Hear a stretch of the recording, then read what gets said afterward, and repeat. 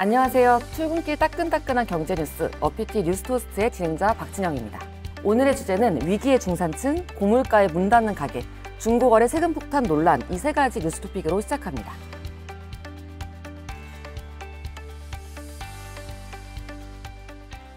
첫 번째 이슈, 먼저 중산층 이슈부터 살펴볼게요. 어피티의 김정인 이사님 모셨습니다. 안녕하세요. 네, 먼저 중산층 이슈부터 살펴볼게요. KDI 한국개발연구원에서 올해 1월에 한국의 중산층은 누구인가? 라는 제목의 연구보고서를 냈어요. 이게 나온 건 1월인데 지금 5월에 와서 굉장히 언론에서 크게 다뤄졌고 많이 화제가 됐습니다.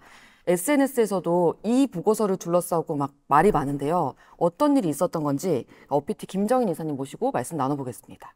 맞아요. 이 보고서가 사실은 200쪽이 넘는 굉장히 방대한 분량인데, 이제 언론이 이제, 이 부분 약간 얘기할 만하다 하고 재밌다. 잡은 거. 네, 재밌다.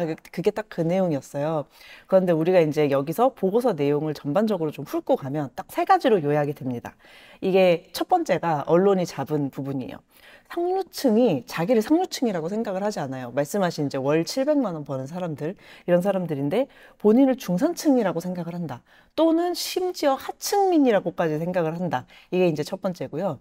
두 번째는 이제 실제 중산층 소득 기준 안에 들어와 있는 사람들, 실제 중산층이 자기를 중산층이라고 생각하지 않을 확률이 꽤 높다. 이게 이제 두 번째고요. 세 번째는 이제 이 내용으로 사실 조금 더 이제 얘기가 많아진 것 같은데, 결론적으로 중산층 위기로는 거짓말일 가능성이 높다. 이게 이제 보고서의 결론입니다. 그러니까 약간 무한도전의 하하 유니버스처럼 나는 중산층인데 내가 중산층인 줄 몰라. 이런 느낌인 건지 싶고요. 근데 사실 중산층이라는 단어가 지금 많이 나와서 약간 중산층 슈탈트 붕괴 같은 느낌이에요. 그래서 이 중산층이라는 용어부터 한번 설명을 해주시면 좋을 것 같아요. 그 전에 저도 그러면 질문 하나를 드릴게요.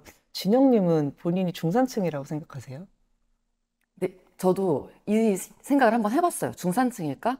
네, 중산층은 뭔가 꿈 같은 느낌. 그러니까 내가 획득할 수 없는 것?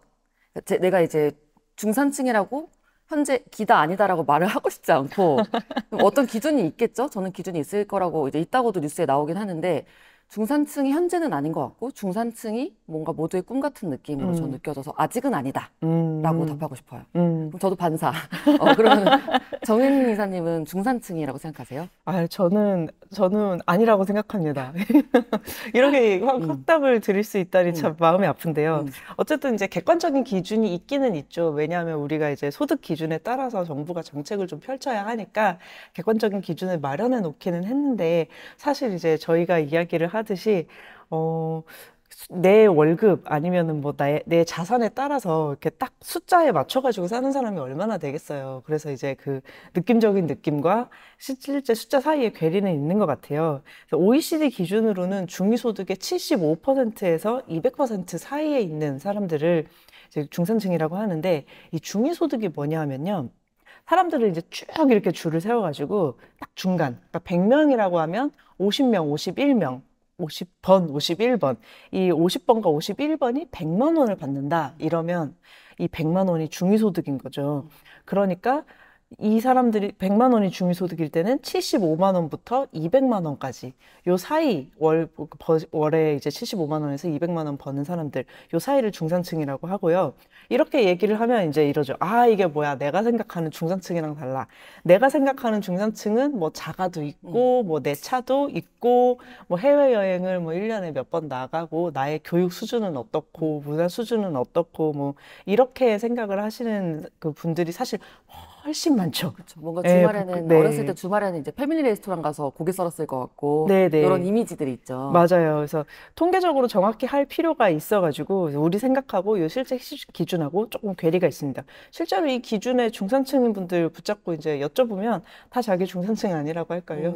중산층이실 겁니다. 근데 그 중산층이 아니라고 하는 배경이 저는 이건 좀 더 들어가는 질문인데 음. 뭔가 부끄러워서 아, 난 저 부자 아니에요. 아, 저 그렇게 안 똑똑해요. 요런 느낌인 건지 아니면 실제로 정말 진지하게 본인은 중산층이라고 생각하지 않는 건지. 아, 사실 이것도 보고서 이제 사실 중산층이 너무나도 중요한 개념이기 때문에 이게 지금 이제 화제가 된 보고서만 나온 건 아니에요. 꾸준히 중산층에 대한 어떤 연구 결과는 나오고 있는데 보면은 객관적으로 중간 소득자인데 자신을 하층으로 인식하는 비율이 연구마다 조금씩 다르기는 하지만 높이 잡히면은 거의 절반도 잡히더라고요.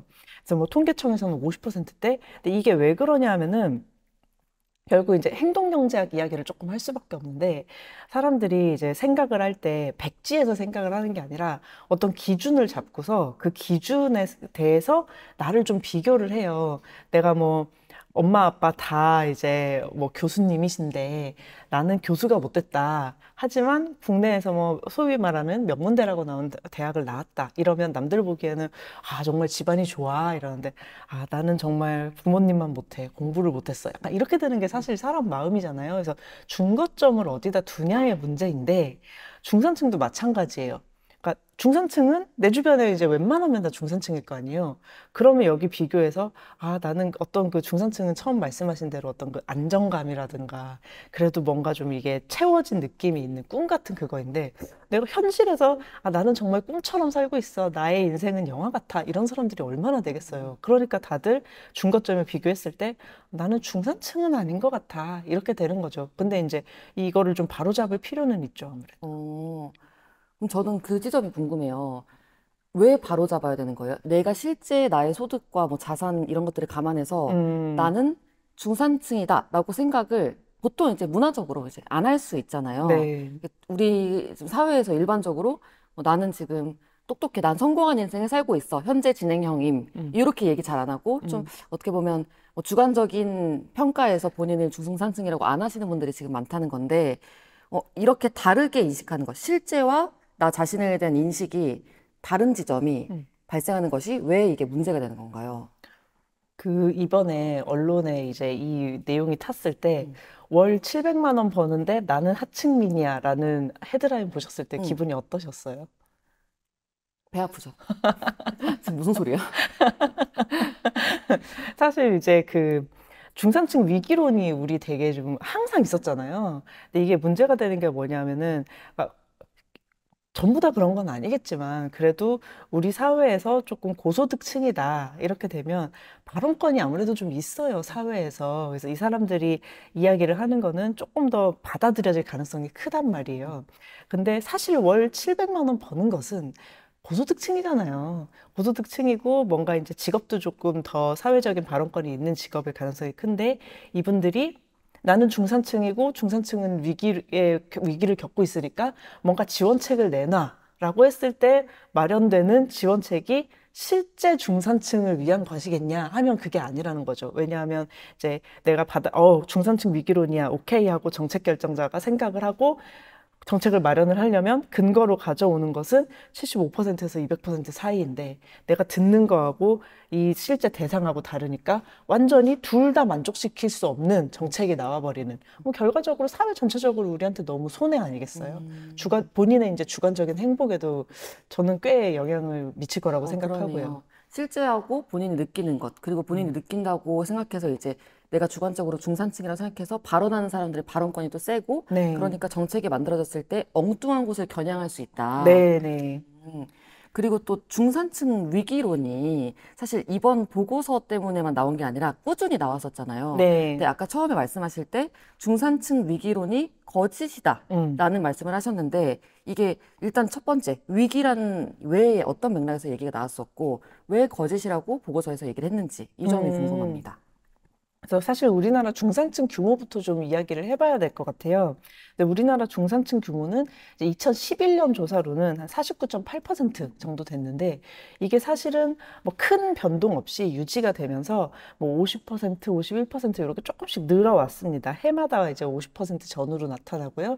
2022년에는 52%까지 늘어났어요. 그러니까 실제로 중산층이 줄어든 것이 아니라 중산층이라고 생각하는 사람들이 줄어든 거죠. 그래서 중산층 위기론이 어떤 맥락에서 나왔냐라고 한다면 이제 그 700만 원을 벌지만 본인이 하층민 혹은 중산층이라고 생각하는 분들이 약간 불안함을 느낄 수 있는 지점이 분명히 있기는 있어요. 왜냐하면 우리의 어떤 상식과 다르게 우리 사회의 양극화는 좀 완화가 된 면이 있거든요. 어떤 기준에 의하면. 통계라는 게 좀 기준 잡기 나름이긴 한데요. 그러니까 이 기준에 의하면 양극화는 좀 완화가 되어서 그 고소득 한 상위 10%에 해당하는 고소득자의 어떤 격차, 중산층과의 소득 격차는 줄어들었어요. 그러니까 내가 볼 때는 나의 어떤 사회적 지위나 경제적 지위가 계속 약화되고 있고 뭔가 열심히 한 거에 비해서 예전에 비해 조금 덜 누리게 되는 거죠. 그러니까 이 사람들은 위기인데? 예전 같지 않은데? 라고 생각을 하는데 본인을 중산층이라고 생각을 하시니까 중산층이 지금 위기다. 이런 맥락이라고 볼 수 있는 거죠. 실제와 사실과 정반대로. 이런 표현이 좀 조심스럽긴 한데 약간 이 표현 진짜 써도 되나? 약간 가스라이팅 같은 느낌도 들거든요. 저는 뭐 부정하지 않고 싶습니다. 중산층이다. 우리는 중산층이고 음, 이건 위기야. 지금 사람들이 이렇게 노력해도 얻을 수 없고 음, 이렇게 우리가 열심히 이 한 번 바쳐서 시간을 써서 일을 했는데도 내가 획득할 수 있는 기회들은 많이 없어. 음, 라는 얘기가 더 커지게 되는 게 아닌가. 지금 같은 음. 인지 부조화 음. 상태에서는 저희 그런 생각도 드네요. 맞아요. 인지적 오류 너무 당연하지만 이제 집단 차원이 되면 좀 정책 설계에 너무 영향을 받기 때문에 조금 문제가 있다고 다들 생각을 하니까 이제 이번에 보고서 나오고 언론이 이제 받으면서 이렇게까지 큰 화제가 된 게 아닌가 싶습니다. 그래서 결론적으로 지금 중산층의 규모 자체를 봤을 때는 위기가 아니고 여전히 비슷한 수준을 유지하다가 점점 오히려 늘어나고 있는 상태인데 이렇게 중산층이라는 그 단계, 음. 중산층이라는 집단이 탄탄하게 있으면 그게 나라 경제는 어떻게 영향을 미치나요? 사실 이제 다들 아시다시피 중산층은 우리 경제의 허리잖아요. 뭐 생산 측면에서, 소비 측면에서, 투자 측면에서 모두 허리인데 이제 우리나라 중산층이 좀 사람들이 탄탄하다 이렇게 좀 생각했을 때가 있었죠. 분명히 80년대 이제 너도 나도 중산층이다. 사실 지금과는 다르게 소득 기준에서 조금 이제 못 미치는데도 오히려 나는 중산층인 것 같다라고 이제 생각하는 사람들이 되게 많을 때가 있었어요. 그래서 조사 결과를 보면은 1980년대 후반은 내가 중산층이다라고 하는 사람들의 비율이 맥시멈 최대로 80%까지 있었습니다. 그런데 이제 90년대 외환위기 겪으면서 40%로 떨어졌다가 뭐 20%로 떨어졌다는 조사도 있어요. 아까 말씀드렸듯이 이제 통계라는 게 기준에 따라서 조금씩 달라지니까. 근데 중산층이 탄탄하면은 어쨌든 이제 소비가 좀 늘죠. 내가 중산층이라고 생각하면 조금 지갑 여는데도 좀 후회해질 거 아니에요. 그리고 실제로도 어느 정도 소득이 있으니까. 그리고 이제 투자할 수 있는 사람들도 늘어나는 것이고 생산할 수 있는 사람들도 늘어나는 것이고 시장이 전반적으로 고르게 발전을 하게 됩니다. 그리고 이제 질이 개선이 되려면요. 절대적으로 필요한 어떤 양이 있어요. 뭐 몇만 시간의 법칙 막 이런 느낌으로. 그래서 사회 혁신이 진짜로 일어나고 사회 발전이 일어나려면 충분히 여유를 가진 인구 수가 많기는 해야 합니다. 최근에 뉴스를 하나 보니까 뭐 인도라든지 베트남 이렇게 좀 신흥국 중에서 올라오는 국가들이 중산층이 탄탄하다. 이런 뉴스들이 있더라고요. 이제 마찬가지로 저희가 우리나라가 한 80년대, 90년대 초에 겪었던 그런 상황들이 일어나고 있는 것이다. 이렇게 봐도 될까요? 네네. 뭐 세부적으로 들여다보면은 항상 사정은 조금 다르기는 하겠지만 그 경제 발전을 하는 개발도상국은 항상 이제 그 인구, 생산 가능 인구, 그리고 이 생산 가능 인구가 얼마나 풍부한 가처분 소득을 받느냐, 좀 이런 거 가지고 이야기가 되고 있는데 이게 조건이 맞으니까 또 이제 각종 뭐 브릭스라든지 아니면은 뭐 말씀하신 그런 그 국가들이 좀 이제 힘을 받고 있다, 뉴스에 이렇게 발전하고 있다, 이렇게 얘기가 나오는 것입니다. 맞아요. 이제 저는 이제 질문할 때 항상 뭔가 다 묶어내려고 하거든요. 한 상상들을. 당연히 다양한 어떤 요인들이 있을 텐데, 그럼 여기도 이렇게 되는 건가요? 저희랑 비슷한 건가요? 에이, 하면서. 뭐 이렇게 너무 깊이 들어가기 시작하면 일반화해서 얘기할 수 있는 게 하나도 음, 없으니까요. 저는 사실 이제 정희님하고 얘기할 때 좀 옛날 얘기 나오는 게 재밌더라고요. 그래서 음, 아까 말씀하셨던 80년대, 이때, 뭐 70년대, 80년대? 내가 중산층이다라고 말을 자신 있게 할 수 있었을 때 좀 자세한 사정이 궁금해요. 이때 어, 막 아마 아파트 짓고 막 서울도 빠르게 발전하고 이런 시기였을 텐데 그때는 이제 어떤 음. 사회 상이었는지 묘사 좀 자세히. 좋습니다. 음, 이게 또 제가 좀 잘하는 부분이죠. 음, 이렇게 얘기해놓고 음, 못하면 안 되는데, 이제 70년대부터 우리나라의 아파트가 좀 신나게 올라가기 시작을 했어요. 그러니까 사실 사람 마음이 제가 아까 중거점 이야기를 했었잖아요. 뭐랑 이제 비교, 기준을 딱 놓고 비교를 해가지고 내가 이거보다 낫다, 아니다. 이게 그냥 어떤 우리의 마음이 작동하는 방식인데, 눈에 보이는 변화가 최고잖아요. 다이어트도 사실 이제 그 눈바디. 눈바디, 그렇죠. 그래서 그런데 아파트가 올라가기 시작하니까 눈에 보이는 너무 큰 변화가 있는 거잖아요. 스카이라인이 완전히 달라지고 있는데, 그러니까 똑같이 내 월급은 뭐 10만 원밖에 안 올랐지만 1년 만에 우리 동네가 갑자기 아파트 밭이 되었어. 그럼 뭐가 어마어마하게 잘 살고 있는 것처럼 이제 나는 느껴지는 거죠. 그리고 이제 80년대, 특히 87년에서 89년 사이 이 3년이 어떤 우리의 황금기였는데요. 그러니까 87년에 민주화가 되고 나서 소득 분배가 엄청나게 개선이 됩니다. 그래서 우리 이제 저임금도 분명히 어떤 사회 불안, 사회 불만의 굉장히 큰 원인이었거든요. 이게 좀 해소가 되면서 너무 타이밍이 좋게도 대외 환경이, 그러니까 물가도 낮아지고 환율도 낮아지고 금리도 낮아지더니 그 삼적? 예, 네, 네, 네. 그 삼조와 맞물려 가지고 어마어마하게 좀 사람들의 가처분 소득이 늘어나요. 그리고 그때 88 올림픽도 있었잖아요. 네, 네. 사람들이 이제 신이 나는 거죠. 자부심.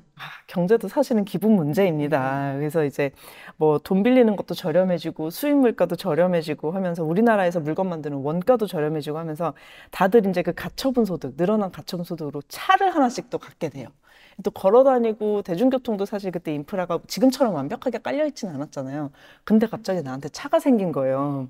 이러면은 이제 그 어마어마하게 느껴지는 게 너무 달라지는 거죠. 와, 진짜 최고다. 이렇게 되는 거죠. 그래서 전과 완전히, 뭐랄까, 완전히 상황이 바뀐 그쵸, 그쵸. 천지개벽한 상황에서 느껴지는 그, 맞아요, 맞아요. 대외적으로도 우리나라가 잘 나가는 네. 느낌이고, 또 내 눈에 담기는 풍경과 내 일상도 완전히 전하고 달라진 거예요. 맞아요. 그쵸? 그리고 이제 중요한 게 하나 있는데, 사실 이제 우리는 우리 통장에 꽂히는 월급밖에 생각을 안 하지만, 이게 그 공공 인프라 누리는 것도 어떤 우리의 재산이에요. 그래서 공공 인프라가 없는 국가에서 내가 돈을 굉장히 많이 버는 것과 공공 인프라가 있는 국가에서 내가 돈을 적당히 버는 거를 비교를 해보면 다들 이제 후자를 선택을 하시겠죠? 그래서 내 재산이 실제로 늘어나고 있긴 했던 거죠. 월급이 늘어나는 것만 이제 재산이 아니라 내가 뭐 차가 생기고 지하철이 깔리고 그리고 뭐 이제 뭐 건물에 엘리베이터가 생기고 이러면서 체감할 수 있는 내가 이용할 수 있는 나의 인프라가 너무너무 늘었다. 그쵸. 실제로도 뭐, 지금도 뭐, 슬세권? 음. 슬리퍼 신고 가서 막 시장 갈 수 있는 동네, 이런 얘기가 네네네네. 있더라고요. 네네네. 사실 다 붙이기 마련인 것 같긴 한데, 지금도 역세권, 무슨 세권 다 나오는 마당에, 그때는 없던 게 깔리는 상태니까 더 음. 좋아지는 게 아니라 정말 제로에서 만들어지는 거니까. 그쵸. 네. 인프라 변화가 어마어마하게 있었을 것 같아요. 음. 그걸 굉장히 짧은 시간 내에 체감했던 게 80년대 네. 후반에서 90년대 초반에 중산층이라고 스스로 느꼈던 사람들이다. 이렇게 종합할 수 있을까요? 네, 음, 음, 맞습니다. 음.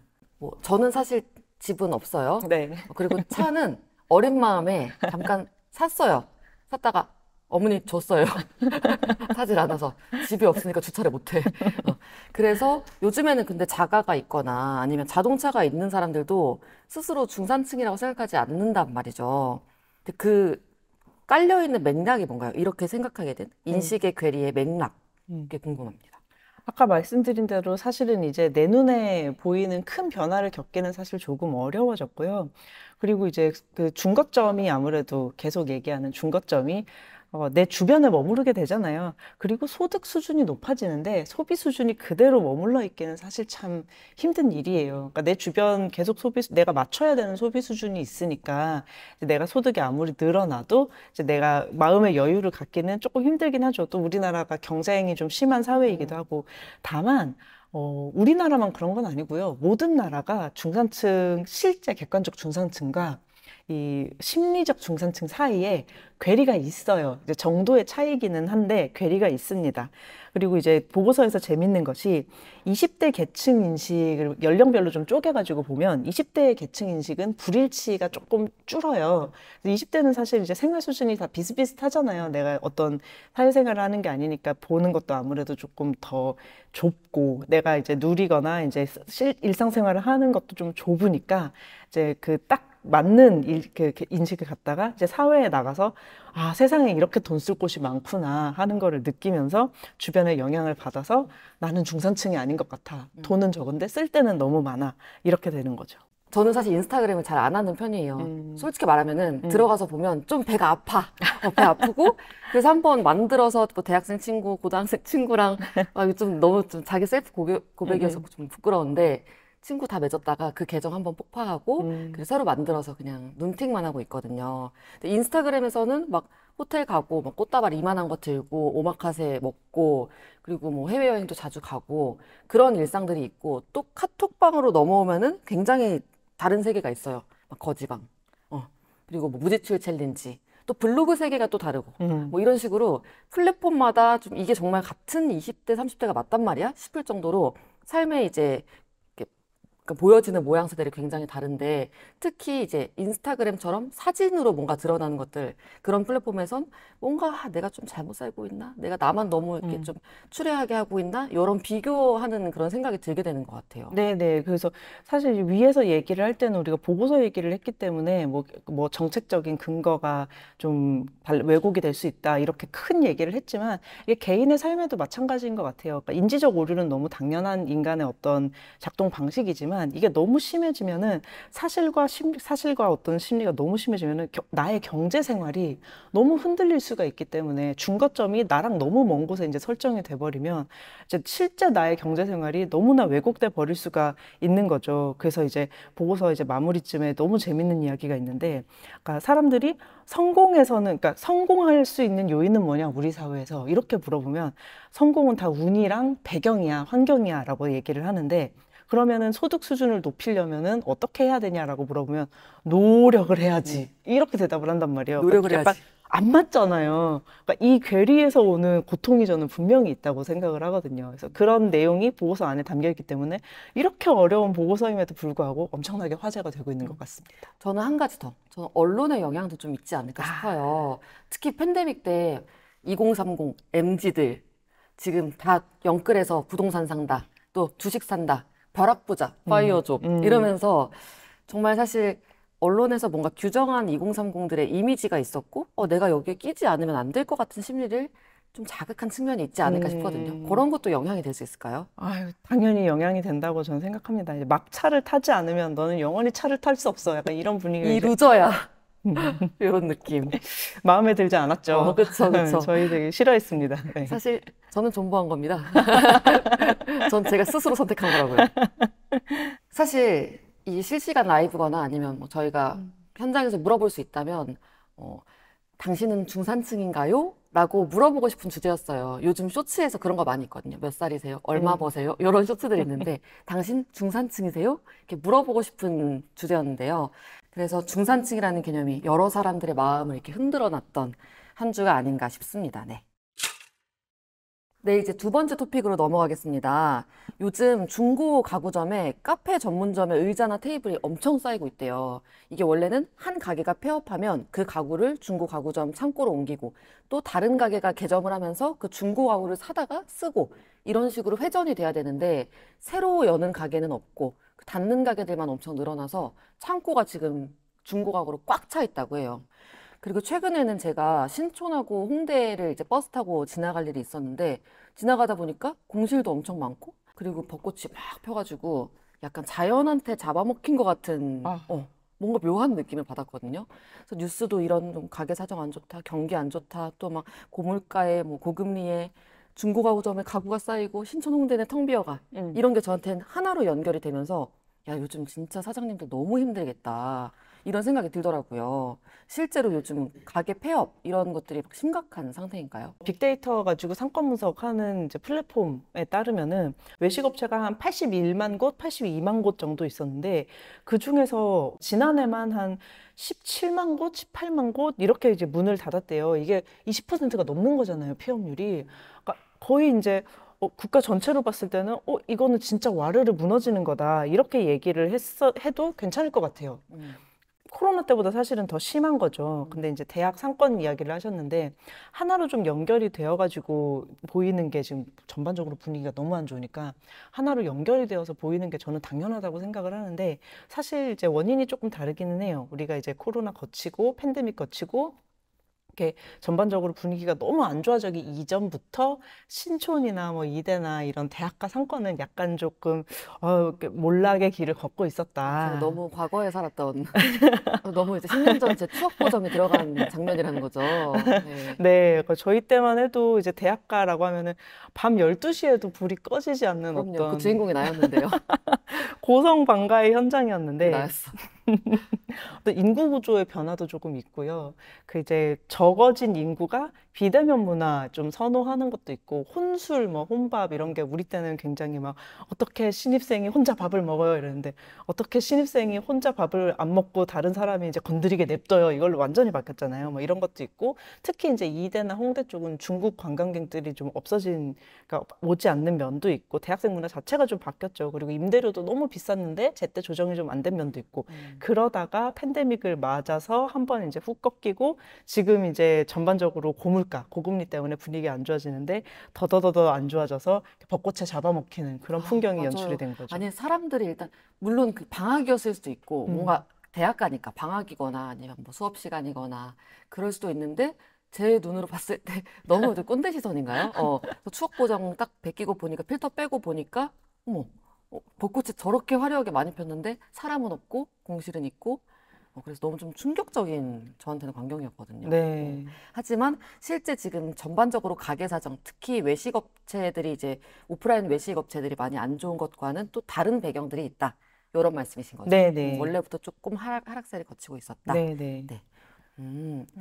그럼 요즘에 그 자영업자분들 사정이 많이 안 좋은 그 큼직한 이유들을 꼽는다면 어떤 게 있을까요? 사실 이제 팬데믹이 크기는 컸죠. 그때 이제 사회적 거리두기를 하면서 어쩔 수 없기는 했지만 대면 업종들은 외식 얘기가 많이 나오지만 외식 업종이 아니더라도 대면 업종들은 다 너무 어려웠어요. 근데 이때 이제 버텨야 되니까 이제 한 번 이제 망하고 나면 그 다음에 다시 일어서기가 되게 힘들거든요. 그러니까 조금 어려웠다가 회복을 할 수는 있지만 정말 완전히 망했다가 내가 다시 흥한다. 이거는 현실적으로는 좀 불가능한 얘기고 드라마에만 있는 얘기여서 그래서 이제 망하지 않게 하려고 팬데믹 때 우리가 이제 정부에서 지원금이 되게 많이 나왔었어요. 뭐 공짜로 주는 것은 거의 없었고 제가 알기로 이제 대출을 되게 많이 해 주셨는데 이 대출을 갚아야 되는데 그럼 팬데믹이 지나고 나서 사람들이 막 이렇게 다시 몰려 나와서 막 팔아주면서 이익이 생겨야 대출을 갚잖아요. 근데 이게 좀 안 됐고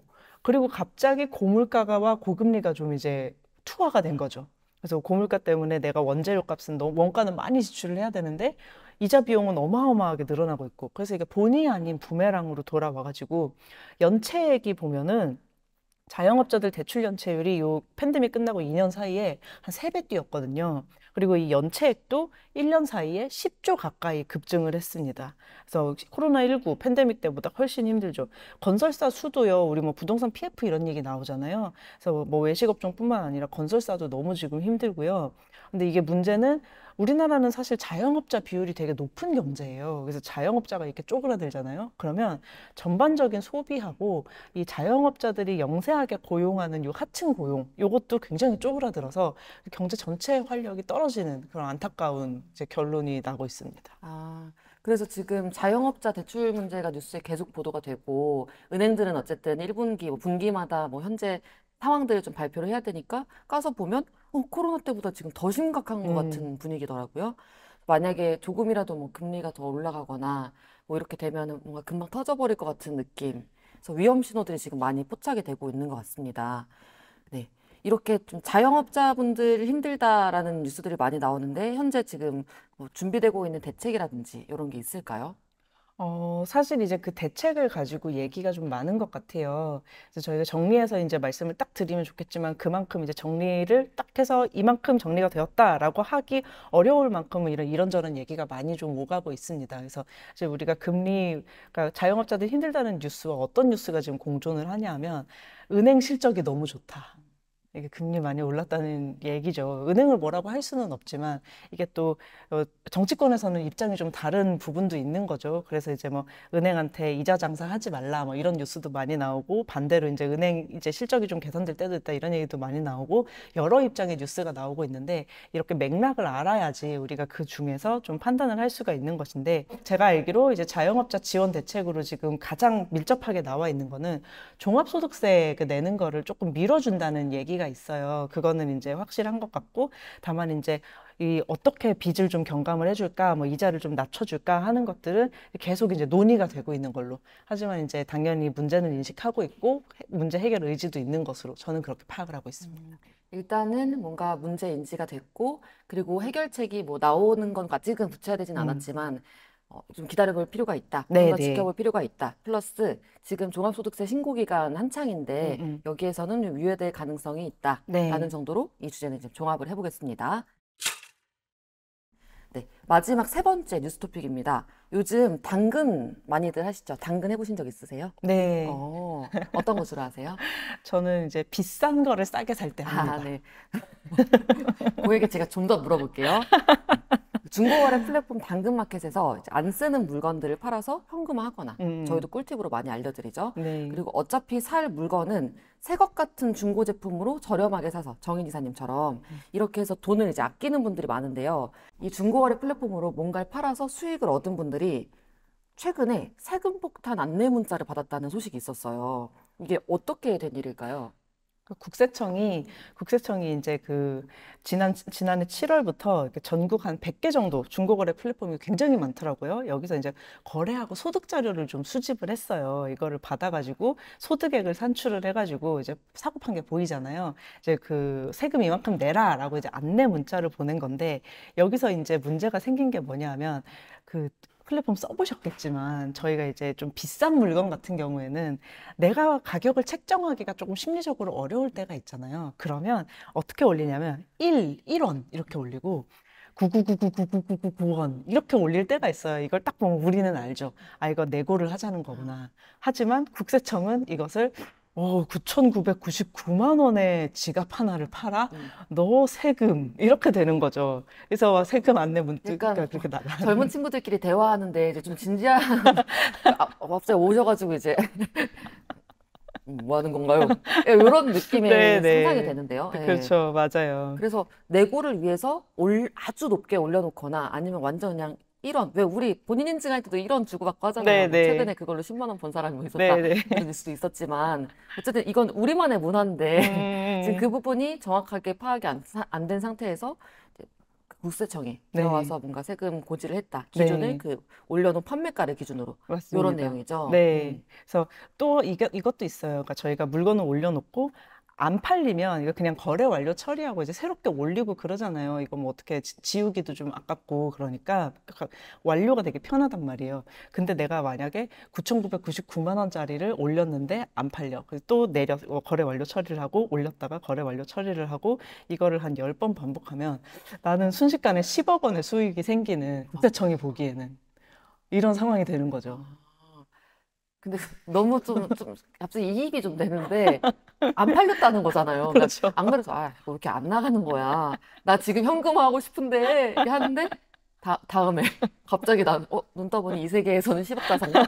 약간 이렇게 된 네. 느낌이네요. 사업 성공하기 참 쉽죠. 그렇죠. 근데 저는 국세청을 조금 변명을 해주고 싶어요. 항상 객관적인 근거를 산출을 해야 되는데 그 거래 완료 처리를 하고 가격이 그렇게 딱 설정이 되면 국세청은 이제 사람이 찾아와가지고 어떻게 된 겁니까? 이렇게 인터뷰를 할 수가 없기 때문에 숫자를 볼 수밖에 없습니다. 그래서 이게 확정이 아니에요. 이게 세금 이제 안내가 날아오면 내가 그 10억을 서류상으로 벌었구나 아니라고 이야기를 해줘야겠다 이렇게 차분하고 당당하게 전화를 하시면 됩니다. 근데 국세청이 그럼 좀 바빠지겠네요, 지금 한동안. 네. 저도 이제 알기로 5월에 종합소득세 신고할 때 네. 뭔가 스타버치처럼 자, 지금 이때 하는 건 확정이고 너희들 다시는 소명할 수 없어.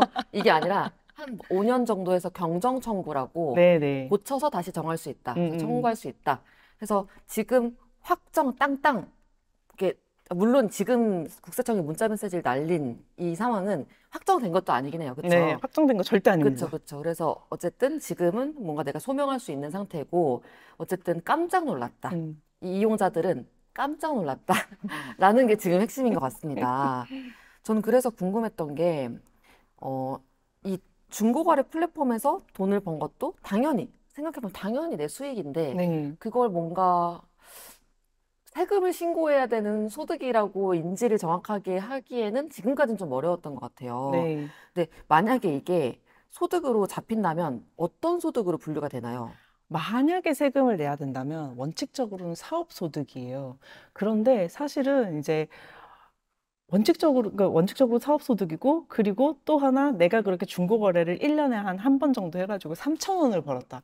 이거 세금 신고하실 필요가 없습니다. 국세청도 이런 거는 잡지 않아요. 왜냐하면 개인 간 단순 거래일 경우에는 세금을 내야 될 의무가 없거든요. 그런데 이게 왜 논란이 됐냐?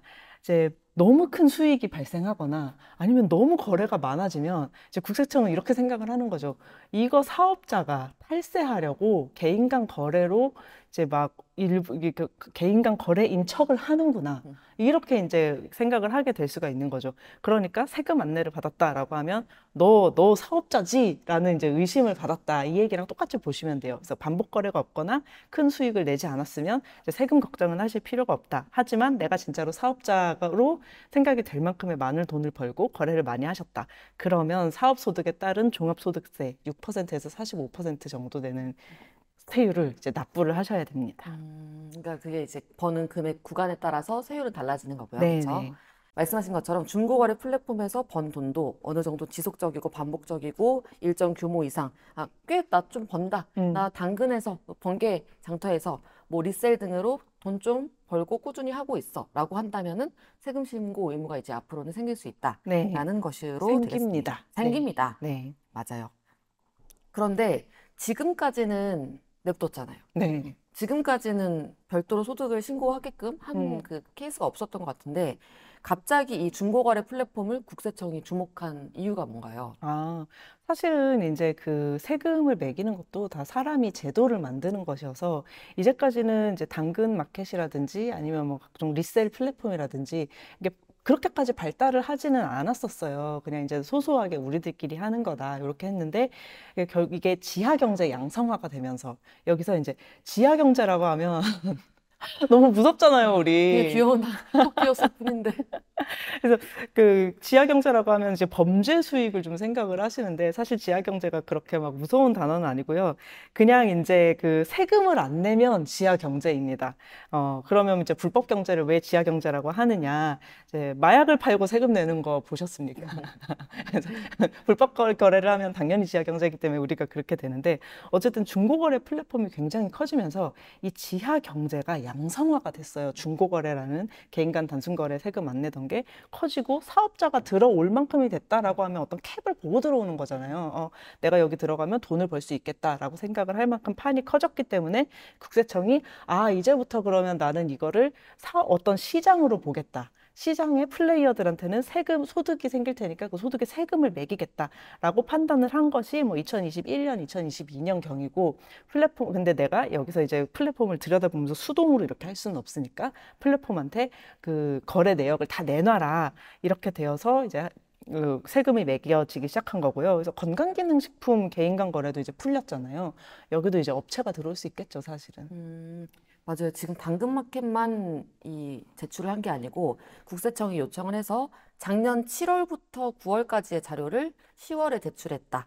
이러더라고요. 당근마켓, 중고나라, 번개장터, 뭐 네이버 크림, 무신사 솔드아웃 이런 리셀 플랫폼까지도 판매자 정보를 국세청에 제출을 해야 됐다. 네. 그게 이번에 이제 문자 메시지가 날라온 그 배경이 되는 거겠죠. 네. 그리고 어쨌든 정부의 방향 자체는 특히 국세청의 방향은 지하경제 양성화 놔둘 수 없다. 당연히 깔끔하게 번 돈 신고하고 세금 내고 이게 방향이기 때문에 지하경제가 뭔가 양성화를 시킬 수 있을 것 같은 서비스들이 커지기 시작하면 시장이 커지기 시작하면 이때부터 뭔가 자 들어간다 이제 이렇게 된다라고 보면 될까요? 맞습니다. 너무 좋은 일이죠, 사실. 왜 좋은 일이라 생각하세요? 지하 경제가 양성화되는 것이 그러니까 GDP가 굉장히 늘어납니다. 우리나라 경제 성장에 일조를 하는 일이죠. 조금 더 말씀해 주세요. 중고거래는 원래는 이제 경제 성장에 도움이 안 돼요. 왜냐하면 그 중간 과정에서 부가가치가 안 붙거든요. 그러니까 뭐 우리가 그 흙을 그냥 이렇게 집어가지고 이제 1,000원에 사라 이러면 그것은 어떤 범죄, 어떤 폭행과 협박 이거지만 내가 그 흙을 뭐 유리로 만든다든가 아니면 가공을 한다든가 이러면 가치가 이제 새로 붙는 거잖아요. 그래서 우리 세금 붙는 거나 경제 성장이나 이런 거는 요 부가가치에 붙는 거거든요. 근데 중고거래는 제가 쓰던 노트북을 이제 진영님께 드린다고 해서 이 사이에 뭐 저희의 돈이 오가는 것도 아니고 뭐 이제 세금을 내는 것도 아니고 뭔가 이제 부가가치가 붙는 게 없어요. 근데 이거를 좀 사업적으로 꾸준히 하면서 수수료가 붙고 이렇게 플랫폼이 생기고 제가 이제 플랫폼을 만들 때는 뭐 개발자분들을 외주라도 줄 거 아니에요. 그러면 고용이 좀 창출이 되는 거잖아요. 이런 식으로 부가가치가 붙으면 경제 성장을 하는데 경제 성장을 하게 되면 세금을 매길 수가 있죠. 그래서 이게 이렇게 시장이 딱 생기는 거죠. 원래는 시장이 아니었다가. 그래서 이제 국세청이 이제 감사합니다, 감사합니다. 이렇게 세금 많이 거치면 저희 뭐 지금 세수 펑크 났다고 난리인데 횡단보도라도 한 번, 두 번 칠할 거, 세 번 칠하고 저희한테도 너무 좋은 일 아니겠습니까? 네, 시장 규모를 엄청나게 키웠고, 그래서 이번에 이제 국세청에 제출한 그 플레이어들이 어떻게 보면은 굉장히 좀 궤도에 올랐고, 이제는 이제 한 정말 큼직한 그죠. 시장으로서 사실 제대로 조명받게 되는 네, 네. 세금의 측면에서, 뭐 네. 과세의 측면에서 이제 어느 정도 궤도에 올랐다. 그렇죠, 그렇죠. 사실 세금 내는 거 뭐 기분이 그렇게 좋은 일은 아니지만 그래도 세금을 많이 낸다라고 하면 좀 자부심을 가질 수 있는 일이긴 하죠, 사실. 그래서 오늘 이렇게 중산층 얘기부터 시작해서 가게들 폐업하는 곳들이 많아진 배경들, 그리고 중고거래 세금 폭탄, 깜짝 문자까지 세 가지 이슈를 다뤄봤는데요.